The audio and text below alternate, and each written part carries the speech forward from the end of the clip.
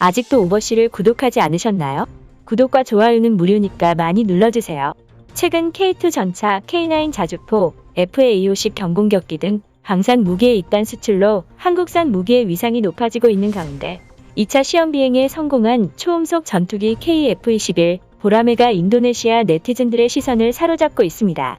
한국 시간으로 지난달 19일 역사적인 첫 비행에 성공한 KF-21은 29일 2차 시험 비행에 성공해 엔진 개통의 안정성을 입증했는데 오는 2026년까지 약 2200회의 시험 비행이 남아있는 만큼 보라매는 공대공 무장 적합성을 거쳐 더욱 강력해질 전망이고 추후 미티어 미사일과 타우러스 미사일, AESA 레이더를 장착해 최강의 공격력을 갖출 예정입니다.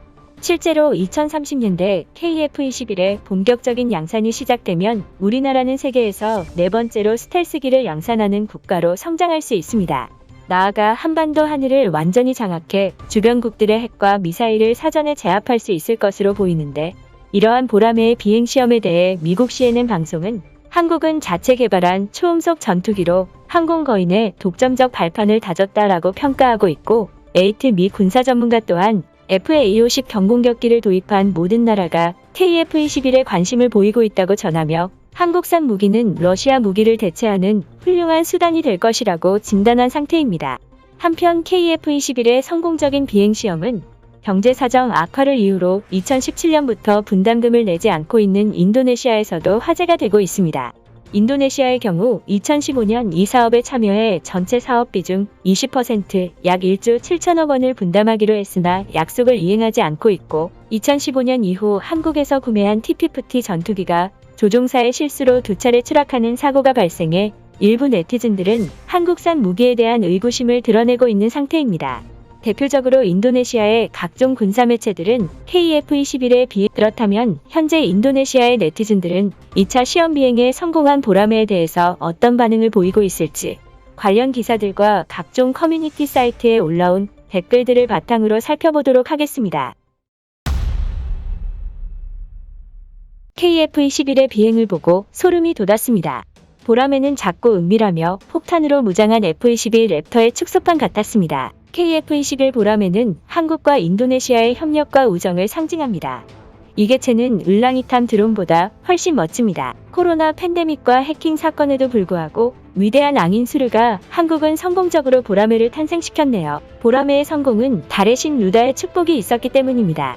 위험한 프로젝트를 성공시켜주신 형제들에게 감사드립니다. 국가보안처와 기관들은 한국과 협력해 정치, 국익, 기술을 발전시켜 주십시오. 우리는 국방 분야의 비약적인 발전을 일으켜야 합니다. 두 번의 비행시험으로는 100% 완벽한 성공이라고 볼 수 없습니다.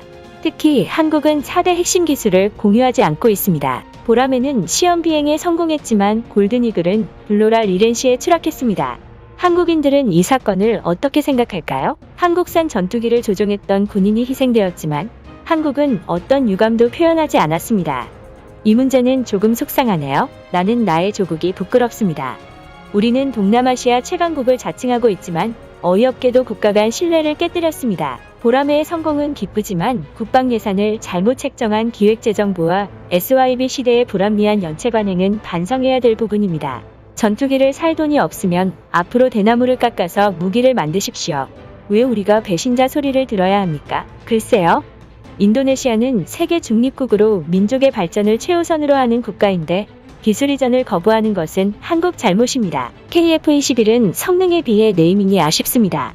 인도네시아의 자바, 독수리 같은 강력한 느낌이 없습니다. 보라매 전투기는 장단점이 존재하지만 러시아제 무기의 가치가 떨어진 시점에서 한국산 전투기는 최고의 무기입니다. 한국이 부담률을 18.8%로 하향 조정해준 것은 고마운 일입니다.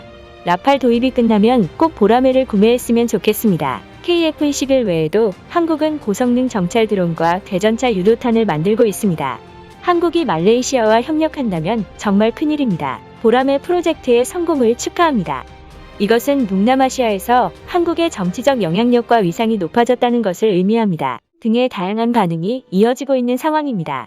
인도네시아의 네티즌들은 보라매의 성공이 자신들의 성공인 것처럼 기뻐하고 있었고 기술 이전 문제와 관련해 불만을 제기하는 듯한 반응을 보이기도 했습니다. 결과적으로 한국형 전투기 KF-21 보라매는 개발 선언부터 사업 타당성을 결론 내는 데까지 9년의 시간이 걸린 탓에 개발을 천명한 이후 총 22년의 세월이 걸렸지만 방위사업청이 2015년 12월 28일 한국항공우주산업과 체계개발 본계약을 체결하고 체계개발에 착수하면서 KFX 사업이 속도를 내고 있고 동시에 회의적인 시각을 떨쳐버리게 되었는데 보람의 프로젝트는 국방력 증강뿐만 아니라 높은 경제성을 자랑하는 만큼 이어지는 KF-21의 비행이 성공적으로 마무리되길 바라고 대한민국의 국방력이 더욱 강해지길 기원합니다. 우리나라의 국방력과 관련된 해외 반응은 추가적인 이슈가 있을 시 구독자 여러분께 전달드리도록 하겠습니다. 대한민국 파이팅! 유튜브에 없는 당신의 궁금증, 오버씨가 해결해드리겠습니다. 구독과 좋아요는 평생 무료입니다.